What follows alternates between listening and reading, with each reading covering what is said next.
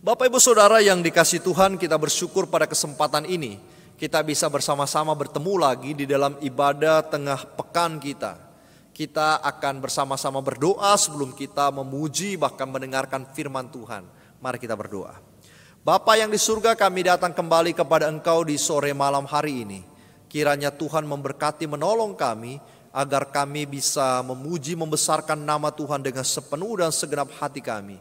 Sehingga pada akhirnya kami merasakan bahwa hidup kami sungguh-sungguh diperkenan oleh Allah. Kami serahkan waktu kami ke depan hanya ke dalam tangan kasih pertolongan Tuhan. Dalam Yesus kami berdoa. Amin. Saudara yang dikasihi Tuhan, kita bersyukur dan kita berterima kasih kepada Tuhan. Bahwa di tengah-tengah situasi kondisi masa ini, Alkitab masih tetap berbicara bahwa setiap orang percaya diberkati Tuhan. Bahkan Alkitab pun selalu berkata bahwa kita berharga sekali di hadapan Tuhan. Itu sebabnya Bapak Ibu Saudara, pada kesempatan sore ini, sebelum kita melanjutkan begitu panjang acara kita, saya hendak mengajak kita menyanyikan sebuah lagu bahwa gembala baik itu bersuling dan merdu. Dan setiap kita yang mendengarkan suara seruling daripada Tuhan, kita kemudian mengerti bahwa lagunya selalu berbicara tentang kita berharga. Kita sangat dicintai dan Dia telah menebus kita dari lubang kekelaman. Itulah cinta yang paling besar. Itulah kasih yang paling agung di dalam sepanjang sejarah. Mari kita bersama-sama menyanyikan lagu ini.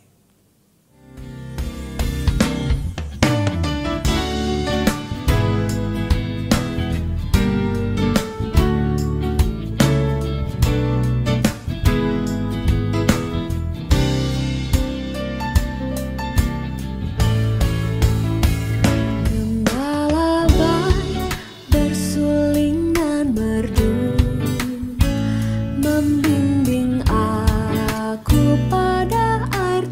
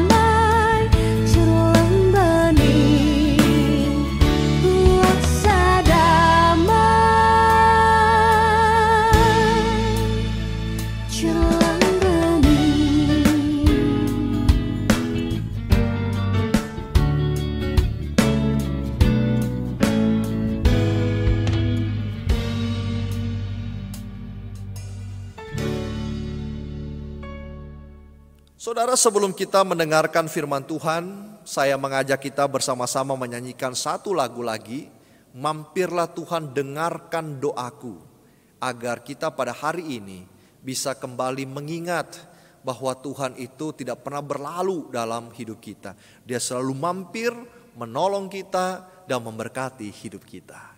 Mampirlah dengar doaku.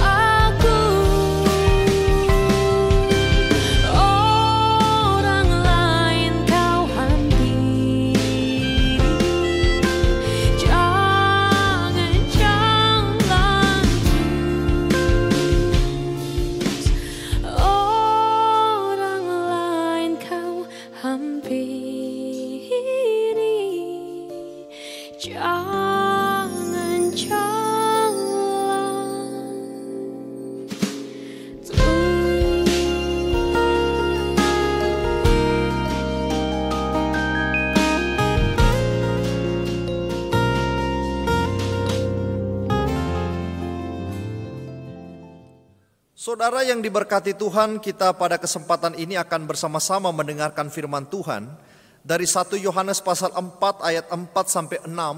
Namun sebelumnya kita akan bersama-sama tundukkan kepala kita dan kita berdoa sebelum kita membaca dan merenungkan firman-Nya. Mari kita berdoa. Tuhan, kami hendak mendengarkan firman Tuhan.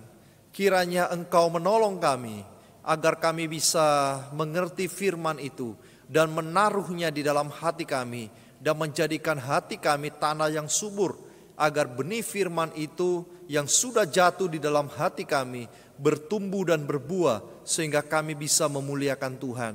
Pakai hamba-Mu yang terbatas ini Tuhan untuk menyampaikan firman-Mu. Dalam nama Tuhan Yesus kami semuanya sudah berdoa. Amin. Saudara, fokus kita pada sore ini adalah 1 Yohanes pasal 4 ayat 4. Kamu berasal dari Allah, anak-anakku, dan kamu telah mengalahkan nabi-nabi palsu itu, sebab roh yang ada di dalam kamu lebih besar daripada roh yang ada di dalam dunia ini.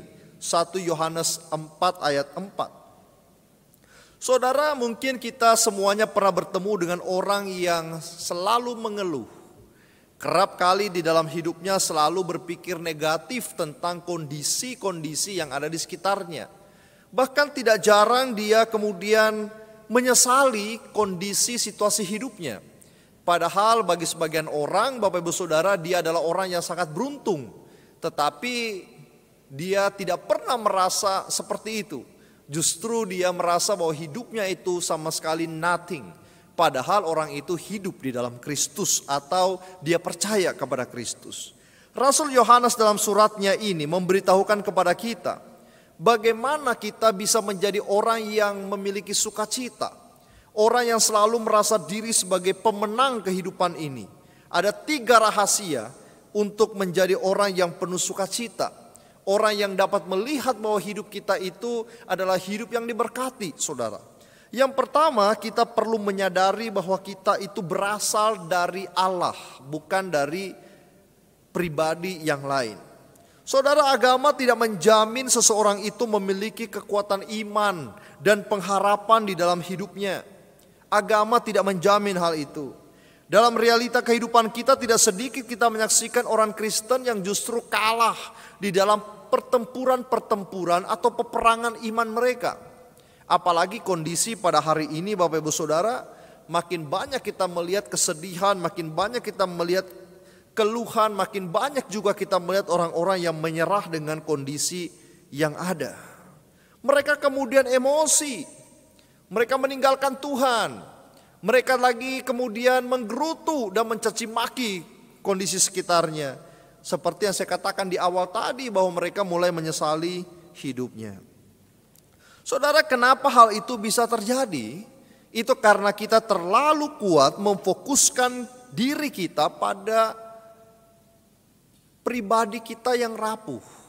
Kita selalu memfokuskan diri pada ketidakmampuan kita. Kita selalu memfokuskan diri pada kelemahan-kelemahan kita. Sehingga seringkali bukan kita mendengarkan orang yang berkata lebih baik mati saja. Atau sudahlah wes terserah dan lain sebagainya. Bukan cuma orang lain. Tetapi kecenderungan seperti itu ketika pergumulan menimpa kita. Kita pun mungkin cenderung melakukan dan mengatakan hal seperti itu. Saudara, ayat yang kita bacakan bersama adalah ajakan untuk memahami bahwa kita seharusnya tidak memandang diri kita atau memfokuskan diri kita sebagai center, tetapi kepada Allah. Jadi kita harus memahami bahwa kita ini berasal dari Allah. Sehingga dengan itu kemudian kita dikuatkan bahwa kita tidak pernah alone atau sendirian. Kita bersama-sama dengan Tuhan sehingga kita punya tempat untuk kemudian kita mengadukan nasib kita. Kita tidak menggerutu kepada tempat yang lain, kita tidak mengeluhkan kondisi kita kepada orang lain, tetapi kita menyampaikan hal itu kepada Tuhan. Dan ini yang seringkali dilakukan oleh pemazmur-pemazmur yang seringkali kita dapatkan di dalam kitab Mazmur. Bahwa mereka menggerutu iya, mereka bertanya iya, mereka mengkritisi iya, mereka protes iya. Tetapi itu ditujukan kepada Allah satu-satunya pribadi yang dapat memberikan kita jalan keluar. Mazmur 24 ayat 5 bagus sekali. Ketika orang-orang tidak mendapatkan tempat di mana mereka bisa berjalan, ketika seluruh pintu hidup ini tertutup, Mazmur 24 ayat 5 mengatakan, carilah wajah Tuhan, saudara. Kalau kita berada di dalam tekanan apapun, siapa yang kita cari? Kalau kita merasa tidak mampu, apa-apa di dalam kehidupan kita, siapa yang saudara cari? Pribadi siapa yang saudara cari? Jangan kita mengatakan, saya tidak bisa berdoa karena terlalu berat hidup ini. Mazmur mengatakan, carilah wajah Tuhan. Rupanya masalah kekalahan manusia terhadap emosi dan pergumulannya sudah ada di dalam masa perjanjian baru, Bapak Ibu Saudara. Banyak orang Kristen yang mundur imannya karena tidak tahan dengan gelombang laut yang begitu besar. Dan bola salju yang makin besar menggelundung kehidupannya. Sehingga Yohanes mengatakan dengan jelas bahwa kita itu berasal dari Allah, bukan dari dunia ini. Suatu ajakan untuk kita membuka diri, suatu ajakan untuk kita kembali mengintrospeksi diri kita, suatu ajakan untuk kemudian kita berdiri dari tempat duduk kita, melangkahkan kaki kita kepada Allah kita yang dahsyat, yang melampaui segala sesuatu, Bapak Ibu Saudara. Kita bukan pribadi manusia yang biasa, tapi kita adalah pribadi manusia yang luar biasa, dan kita luar biasa karena kita punya Bapa yang luar biasa. Sehingga kita tidak akan mundur dan kita tidak akan takut dengan kondisi apapun. Seorang petani pernah menemukan telur di sawahnya dan dia pikir ini adalah telur ayam. Maka telur itu dibawalah ia pulang ke rumahnya dan memasukkan telur itu di kandang ayam. Dan ayam mengerami telur itu. Nah Bapak Ibu Saudara, telur itu kemudian lama-kelamaan menetas. Keluarlah seekor burung dan rupanya itu burung elan, Bapak Ibu Saudara. Raja Wali, burung yang kuat, yang sekali mengepakkan sayapnya bisa 2 kilometer dia terbang ke depan. Tetapi Bapak Ibu Saudara, burung Raja Wali ini dibesarkan justru oleh ayam-ayam. Ketika burung Raja Wali ini sudah mulai besar, dia melihat ke atas burung elang itu terbang tinggi. Dalam hatinya kemudian dia bergumam, andai kata aku bisa seperti itu, alangkah berbahagianya aku. Bapak Ibu Saudara, burung elang ini yang memikirkan atau yang sedang berpikir bahwa dirinya ayam, hidup layaknya seekor ayam. Bapak Ibu Saudara, seringkali orang Kristen atau kita seperti burung elang itu. Kita bukan pribadi biasa, kita pribadi luar biasa karena kita punya Allah yang luar biasa. Tapi kita selalu menganggap diri kita biasa. Kita tidak mampu menghadapi situasi dan kondisi hidup ini karena kita selalu fokus pada diri kita. Bahkan mengatakan saya ayam, saya ayam, saya ayam. Atau kita mengatakan saya tidak mampu, saya tidak mampu, saya tidak mampu. Coba kita keluar menengadah ke langit dan kemudian memahami bahwa saya berasal dari Allah. Maka kita akan seperti burung elang itu Bapak Ibu Saudara, yang bisa terbang begitu tinggi, mencapai langit sekaligus. Yang kedua, Yohanes mengatakan bahwa kita itu adalah orang-orang yang penuh sukacita dan kita adalah orang yang menang. Sebab roh yang ada di dalam diri kita lebih besar daripada roh yang ada di dalam dunia ini. Orang Kristen yang takut dengan namanya hantu atau setan Bapak Ibu Saudara, itu orang Kristen yang masih menjadi orang Kristen ayam atau level yang paling rendah di dalam imannya. Karena Yohanes mengatakan bahwa roh yang ada di dalam dirimu lebih besar daripada apa yang ada di dalam dunia ini, yang berarti tidak ada sesuatu pun yang harus kita takuti. Bahkan lebih ekstrim lagi Paulus mengatakan bahwa kematian itu yang kata orang adalah kesialan, kata orang adalah kecelakaan, kata orang adalah sesuatu yang dihindari, justru menjadi keuntungan bagi Paulus. Dengan kata lain bahkan kematian pun tidak ditakuti. Lalu apa yang kita takuti di dalam hidup ini? Anugerah Allah itu begitu besar di dalam hidup kita. Bahkan melampaui gunung yang paling tinggi sekalipun. Sehingga pemazmur juga mengatakan pertolonganku tidak ada pada gunung-gunung. Tetapi pada Dia yang menciptakan aku, karena Yesus jauh lebih besar, Tuhan jauh lebih besar. Ketika Yesus naik ke surga yang menjanjikan Roh Kudus untuk menemani setiap kita. Jadi apapun saudara kondisi kita, Tuhan tidak pernah meninggalkan saudara, Tuhan tidak pernah meninggalkan saya. Walaupun seringkali kita merasa kita sendirian, tetapi ketahuilah bahwa saudara tidak sendirian.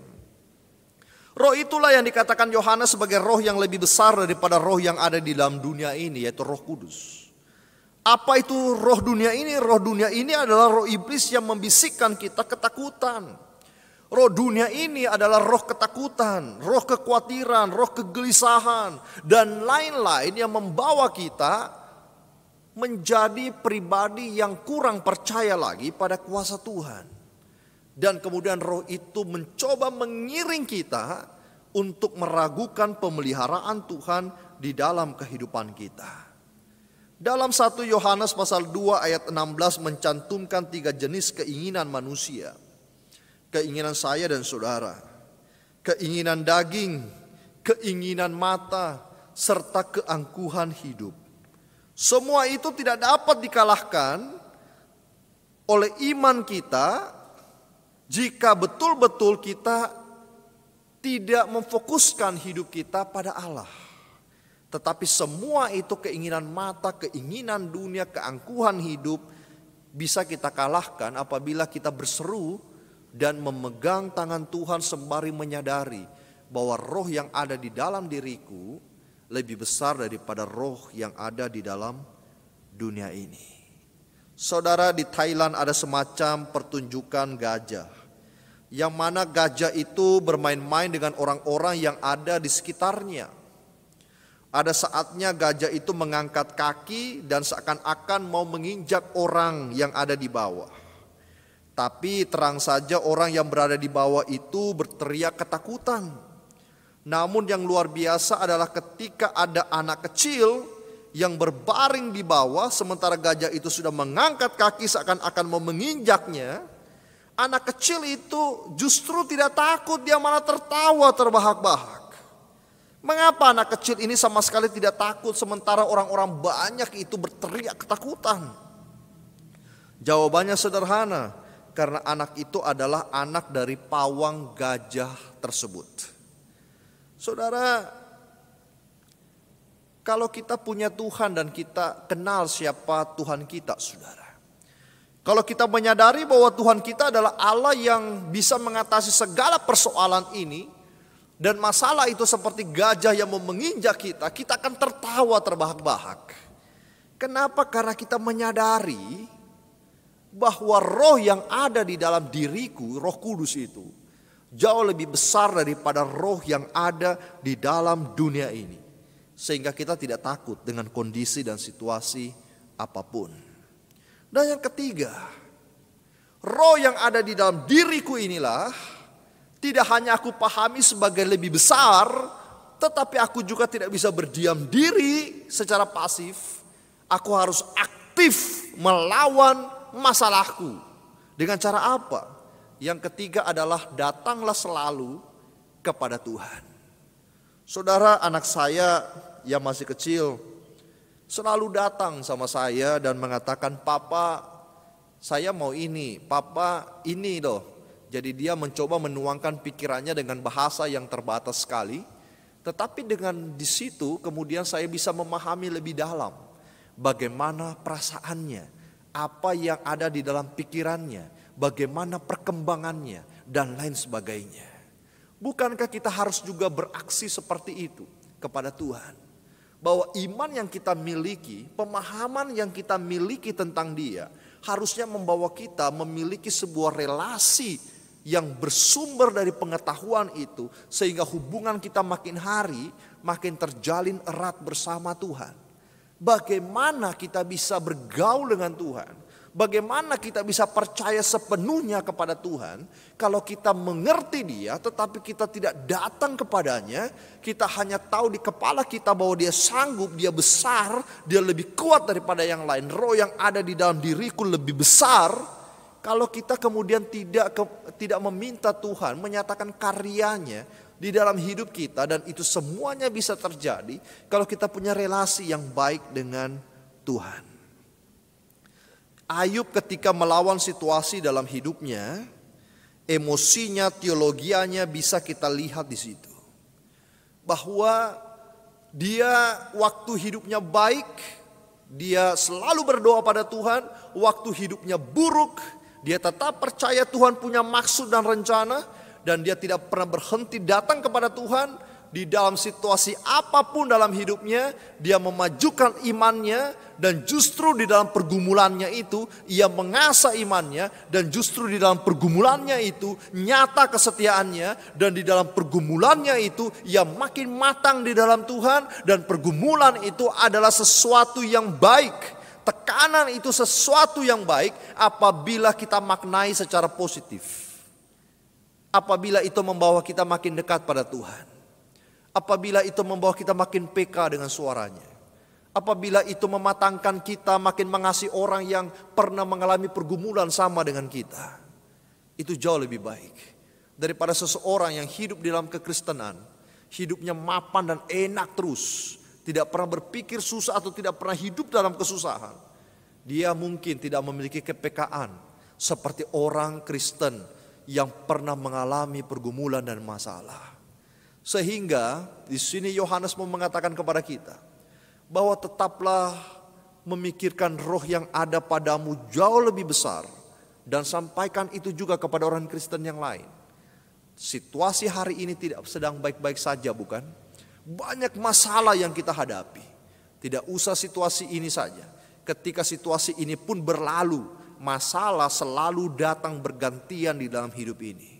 Tetapi yang tidak pernah berganti atau tergantikan adalah kuasa Roh Kudus di dalam kehidupan setiap kita. Saudara cukup percaya dengan kesungguhan hati kita bahwa hatiku dan diriku sungguh-sungguh milik-Mu Yesus. Sehingga kita bisa berjalan terus menuju Dia. Jangan menyerah dengan situasi kita. Tetaplah mengerti bahwa Tuhan punya rencana. Dan majulah dengan aksi. Sehingga kita melihat bahwa hidup kita penuh karya Tuhan. Mari kita berdoa. Bapa yang di surga, kami datang kembali kepada Engkau di saat ini. Setiap kami yang menyaksikan ini berada di dalam pergumulan kami. Tuhan tolong supaya kami keluar dari masalah kami. Tuhan memberikan kami kelegaan dan cinta kasih. Tuhan menopang hidup kami yang mungkin penuh tekanan hari ini, supaya kami bisa dikuatkan dan memahami bahwa Roh Kudus ada bersama kami dan kami kuat di dalam Tuhan.